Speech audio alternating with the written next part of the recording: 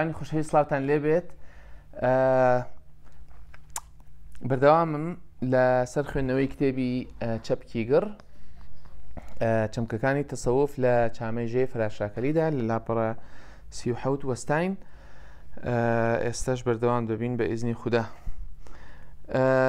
هەڵبەت باسی سەرەتای شعرەکە دەکەم لە بەشی دووەم، باسی سەرەتای شعرەکە دەکەم کە چۆن گرنگە لە هەر لە سەرەتاوە مرۆڤ بۆ ئەوی بتوانێت بە تەواوی لە شعرەکە بگات و چێژی لێوەربگرێت یان بتوان بەو ڕێگەدا بڕوات کە شعرەکە داوای لێ دەکات، پێویستی بە کۆمەڵێک شتی سەرەتایی هەیە، وەک چۆن ڕێگەی تەسەوف بە کۆمەڵێ هەنگاو دەست پێ دەکات، ڕێگەی خوێنەوەی ئەم چامەیەیش بە هەمان شێوە بەردەوام دەبم. هەڵبەت لاپەڕە 37 لە ناوەڕاستی لاپەڕەکەیە، تۆ دەچمەوە سەرەوەتر و بەردەوام دەبم.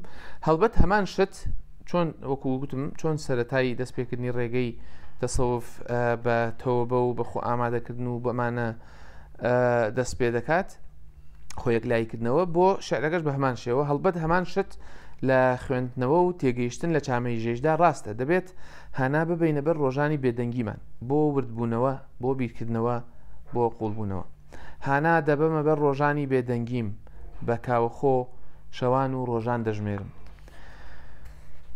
تەنیایی و خۆدابڕین لە ناو کەوانە خەڵوەت و عوزلەت و بێدەنگی سەمت. تەنیایی و خۆدابڕین لەگەڵ بێدەنگی دوو پێگەی سەرەتایی ڕێگەی عیرفانن کە هەر سۆفیەک دەبێت پێیان بگات.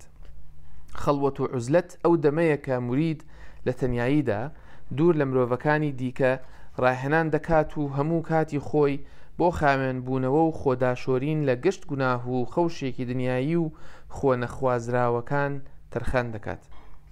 وەک سەرەتای گرتنی ڕێگە، مورید ماوەی 40 ڕۆژ لە دوورەپەرێزیدا بەسەر دەبات بۆ هێنانە گۆڕانێکی قوڵ لە هۆش و هزریدا. بێدەنگیش بە پێی سونەتی پێغەمبەر درودی خودای لێبێت یەکێک لە خەسڵەتە چاکەکانی مرۆڤی مسلمان. بێدەنگی بە پێناسە حرفیەکەی ینی توانای گرتنی زمان و پاراستنی و بە مانامەجازیەکەی ینی دڵێک بە بێدەنگی ئەوە قبول دەکات کە خوددا بڕیاری لێداوە. هەرچەندە خەون بە گشتی بەرهەمی حاڵەتێکی ناهۆشیارە، ئەو خەونەی لە چامەی ژێدا بەرهەمی ئاوەزێکی تەواو هۆشیارە.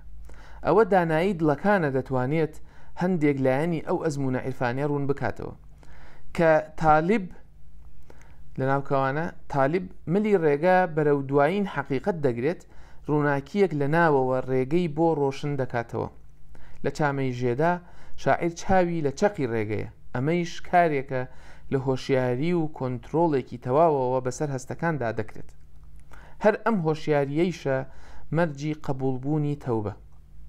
ئەم ئاوەزە هۆشیارەیە، ئەم ڕووناکیە ناوەکیەیە وا دەکات ڕێبوار لە ناوکەوانە سالیک، وا دەکات ڕێبوار پەیوەندیەکانی خۆی لەگەڵ جیهان و بوونەوەرانی نوێدا بناسێت. بە بڕوای شیمەل تا ڕێبوار زیاتر خۆی لە پەیوەندیە دنیاییەکانیدا ببڕێت، یان وەک سۆفیەکان دەڵێن تا زیاتر ئاوێنەی دڵی خۆی خاوێن بکاتەوە، ئەم ڕووناکیە بەهێزتر دەبێت. تەنیا پاش ماوەیەکی زۆری کاری خۆخاوێنکردنەوە ڕێبوار دەتوانێت ڕووناکی بداتەوە و ببێتە ڕنگدانەوەی خۆشەویستی و هۆشیاری ڕۆحی. گرنگی ئەم سەرەتایە یان سەرەتای چامەیژێ، گرنگی ئەم سەرەتایە و سێکۆپڵەی پاشتری چامەیژێ لەوەدایە کە دەبنە بنەما بۆ خوێندنەوەی کۆی چامەکە. لە ڕێی ئەم سەرەتایەوە شاعیر نیەتی خۆی ڕوون دەکاتەوە. دەستی خوێنەر دەگرێت تا ئامادەی ئەوە بێت کە لەوە و دوا و پاشتر دێتە بەرچاوی، وەک بڵیت کورتەی کەش و ئەزمون و ناوەڕۆک و بابەتەکانی شعرەکە پێشکەش دەکات. ئەم جۆرە سەرەتایە بەگشتی لە داستانە شعری فارسی و کوردیدا بەدی دەکرێت. ئەو تەسەووفەی لە کۆپڵەی یەکەمی چامەی ژێدا ئاماژەی بۆ دەکرێت لە کۆی شعرەکەدا ئەزمون دەکرێت. بۆیە بۆ تێگەیشتنی کۆی شعرەکە تێگەیشتن لەم سەرەتایە زۆر گرنگە. لە چەند کۆپڵەی دواتردا دەبینین باسەکانی چامەیژێ بە تایبەتی بریتین لە عەشق، وەک لە دێڕی سترانی عەشقێکی بێسەر و شوێنم دەگوت. لە کۆپڵەی دووەمدا تاراوگە و دووری لە نیشتمان، دوورم لە وڵات و زێدی باو باپیرانمەوە دوورم، لە کۆبڵەی سێمدا پەیوەندی تونند و قوڵی شاعیر لەگەڵ نیشتماندا کاتێ نیشتمان دەبێتە شادۆتێکی ناسک و لەبار لە کۆبڵەی چوارەمدا. هەموو ئەم باسانەیش لە ڕوانگەیەکی عیرفانیەوە دەکرێن. بۆیە بۆ ئەوەی باشتر لەم باسانە بگەین پێویستمان بە هەندێک لەو کلیلانەیە کە دەرگاکانی عیرفان لە چامەی ژێدا دەکەنەوە. عەشق پێناسی ژیانی شاعیرێک، ئەمە وەکو بڵێ نیوچە ناو نیشان یا سەبتایتڵێ. عەشق یەکێکە لە کلیلەکان کە گرنگە تێبگەین بۆ تێگەیشتن لە چامەی ژێ. عەشق پێناسی ژیانی شاعیرێک.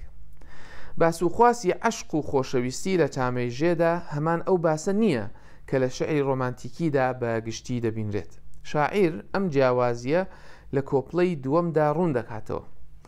عەشق لە ژێدا نەناسراوە، عەشقێکی ڕۆحی عیرفانیە و جودایە لەو تێگەیشت نەگشتیەی بۆ خۆشەویستی هەیە. عەشق لە ژێدا بێسەر و شوێنە و دەستەمۆ نییە. ئەو دەمەی دەگەڵ پەلکە ڕەنگینە و تاوەباراندا سترانی عەشقێکی بێسەر و شوێنم دەگوت کەس نەبوو بەدڵ و بەگیان گوێڕادێرێ. ئەو ڕۆکەش کە من بەدڵ و بەگیان گوێڕادەدێرم کەسێک نییە گۆرانیەکی شەتانەی وام بۆ بڵێ خەم و کەسەری نێودڵم تۆزێ دامرکێتەوە. لە کتێبی لە خەراباتخانەدا 7 باس لەبارەی تەسەووفەوە جەواد نوربەخش پێناسەیەکی کورت و پوخت بۆ تەسەووف دەکات. کتێبەکە هەڵبەت جارێکی دیکە من سوودم لە چاپە ئینگلیزیەکەی وەرگرتووە، ناوی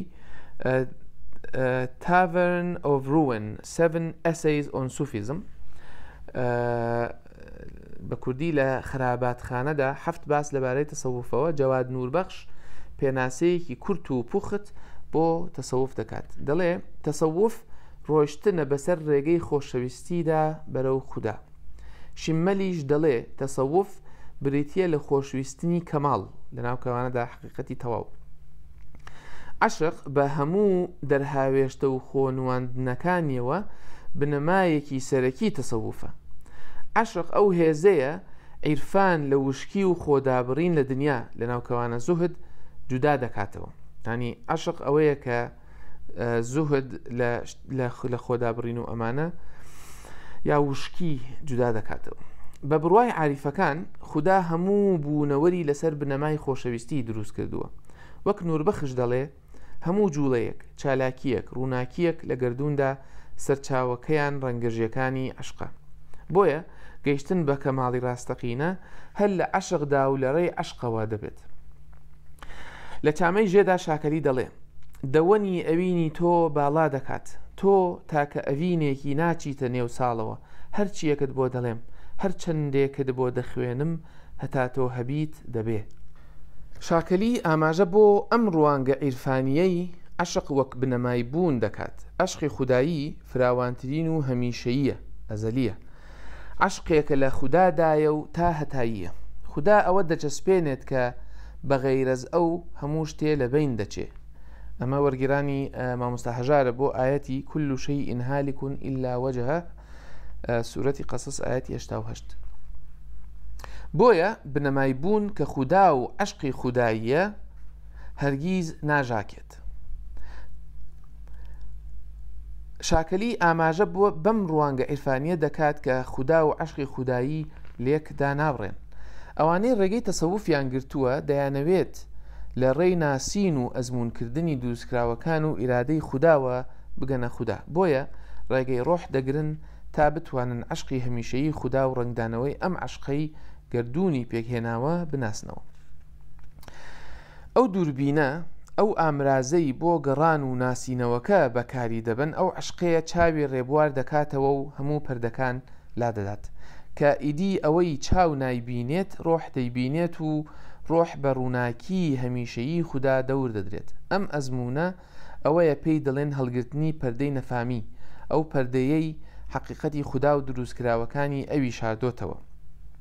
بە هەمان شێوە بۆ شاکەلی عەشق هاوڵی ڕێیە، ڕێنیشاندەرێکی خاوەن متمانەیە، توێشووی ڕێگەی دوورە و قەڵغانی خۆپاراستنە لە ئارەزووە دنیاییەکان و ئەو گومانانەی لە ڕێی زۆڵە بیرۆکە و ترسی گومڕێییەوە کەڵکەڵەی دەدەن. وەک لەم دێڕانەدا هاتووە.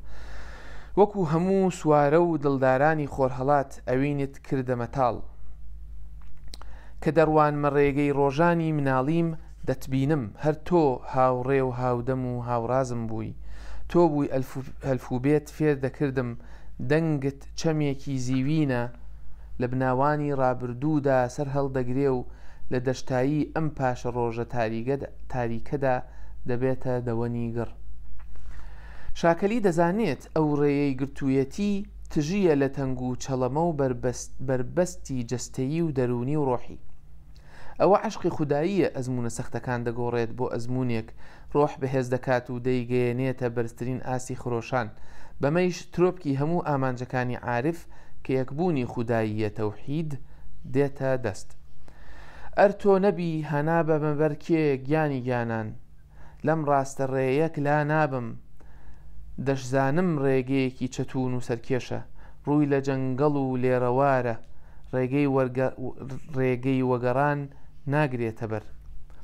ئەم عشقە خوداییە گشت ئەو ئازار و تەنگ و چەڵەمانەی شاعیر لە ڕێگەدا تووشیان دەبێت دەگۆڕێت بۆ ئەزمونێکی خۆشیارانە کە لە ڕێیەوە بە بڕوای شاعیر خوددا دەیوێت تاقی بکاتەوە تا دڵ و دەرونی لە حەزە دنیاییەکان خاڵی بکاتەوە و ڕۆحی لە پەڵەی ئارەزوە نەخواستراوەکان پاک بکاتەوە کە شاکەلی دەڵێ هەر ڕوومەتی تۆیە ئەممە لە بێباڵەی دڵم شەو و ڕۆژ ڕووی لێ دەکات و دەجریوێنێ. لێرەدا شاکەلی وێنەی باڵندە کە لای عاریفەکان وێنەیەکی ناسراوە بە تایبەتی لە شعری فارسیدا وەک نیشانەی ڕۆحێکی شەیدا بەکار دەبات. باڵندە ڕۆحی سۆفیە کە شەیدای ڕوخسار و بەرزی و پیرۆزی خوددایە. سۆفی بەرەو یەک ئامانجی کۆتایی ڕێگە دەگرێتە بەر ئەویش گەیشتنە بە خوددا بە مەعشوق و بەدەستهێنانی یەکبوونە لەگەڵیدا. بۆیە تانوپۆی ڕێگەی عیرفان بە عەشق دەست پێ دەکات و بە عەشق کۆتایی دێت. لە لاپەڕە 43 داین یەک لاپەڕی دیکە دەخوێنم یا دوو لاپەڕی دیکە و ڕای دەگەم ئینشاڵڵا. لە باسوخواسی خۆشەویستیدا شاکەلی چەمکی عەشق بەکار دەبات. هەڵبەت خوێنەری بە ئاگای کورد ئاسان ئەوە دەناسێتەوە کە مەبەستەکە هەست و سۆزێکی سادە نییە. نوربەخش ئەو نووسەری کتێبی لە خەراباتخانەدا نوربەخش عەشق لە خۆشەویستی جودا دەکاتەوە بەوەی خۆشەویستی تەنیا لە ئەو پەڕی و لە یەکلابوونەوەیدا دەبێتە عەشق. سەرچاوەی چەمکی عەشق بریتیە لە عەشەقە کە جۆرە ڕووەکێکە لە بابەتی لاولاو. کاتێک ئەم ڕووەکە خۆی بە دارودەوەنی دیکەوە دەپێچێت دارودەوەنەکە وشک دەبن و دەمرن. ئەم وێنەیە کڕۆکی عەشقی عاریفان نیشان دەدات. بە هەمان شێوەی ڕووەکی عەشەقە خۆشەویستی دنیایی لاشە زەرد دەکات و وەک دەوەنێک وشکی دەکات. بەڵام خۆشەویستی ڕۆحی ڕەگوڕیشەی خۆ ڕەگوڕیشەی نەفس وشک دەکات بۆ ئەوەی گوڵی ڕۆح بپشکوێنێت. بۆیە گرنگە هەر بەم مانایەیش چەمکی عەشق لە جامەی ژێدا بناسین. سۆز و خۆشەویستی مرۆڤەکان بۆ یەکتری و بۆ بوونەوەرانی دیکە لە لایەکە وەک خۆشەویستی کاتی وەک خۆشەویستی بڕاوە ناسراوە چونکە سەرچاوەکەی جوانی شێوە و شتەکاتی و بڕاوەکانە. ئامانجی ئەم خۆشەویستیە هێشتنەوەی جۆر و توخمی بوونەوەرەکانە. یعنی خۆشەویستی دنیایی با بڵێ خۆشەویستی ئاسایی. ئەم خۆشەویستیە زیاتر سۆزە حەزە عەتفە و بەشێکە لە سروشتی مرۆڤ و بۆ بەردەوامی توخمی مرۆڤە. نوربەخش بەم خۆشەویستێ دەڵێ خۆشەویستی غەریزی و بۆ پاراستنی خۆیە بۆ پاراستنی نەفسە. ئەم پاراستنە لە ئەدەبیاتی عیرفانیدا پێی دەگوترێ بەقا هەستی یا بەقا. ئەم حاڵەیش کاتیە و بە مردن کۆتایی دێت و ئەنجامەکەی لە ناوچوونە فەنا. لە بەرامبەردا عەشق دەبێتە هۆی داڕوخانی خۆ دەبێتە هۆی فەنا بەڵام گەشەسەندنی ڕۆح و ئامادەکردنی بۆ یەکبوونی تەواو لەگەڵ مەعشوقدا کە پێی دەگوترێ بەقا. شاکەلی دەڵێ کە پیاڵەی سەرشاری شەو چۆر بە چۆر فر دەکەم دوڕدی ئارەزوو بادەی نیوەگیان دەژیێنێتەوە خڵتەی جامی شەوان گیانی مەیگێڕانی ڕۆژ دێنێتە سەما و ئارەزووی پەژمردەیان کەیل دەکات دەڕوانمە ڕووی ئاوێنەی تۆزاوی دەموچاوی تۆ دەبینم. لێرەدا کارکردی عەشق دەبینین لە وێنەی پیاڵەی سەرشاری شەودا کە ئارەزووە دنیاییەکان مەست و سڕ دەکات کە ئارەزوویش بە خۆشەویستی سڕ دەبێت ئیدی ناتوانێت خۆراکی جەستە بدات و ڕۆح پشتگوێ بخات بەڵکە ئاراستەی کارکردەکە دەگۆڕێت و دەبێتە ئاوێنەیەک لێەوە خوددا خۆی دەنوێنێت. من لێرەدا ڕای دەگرم بۆ ئەم بەشە لە لاپەڕە 44دا ڕامانگرت. خوددا یار بێت لە ڤیددیۆکانی دیکەدا بەردەوام ببین. زۆر سوپاسانەکەم و بەخۆشیەتان بینەوە. خواتان لەگەڵ.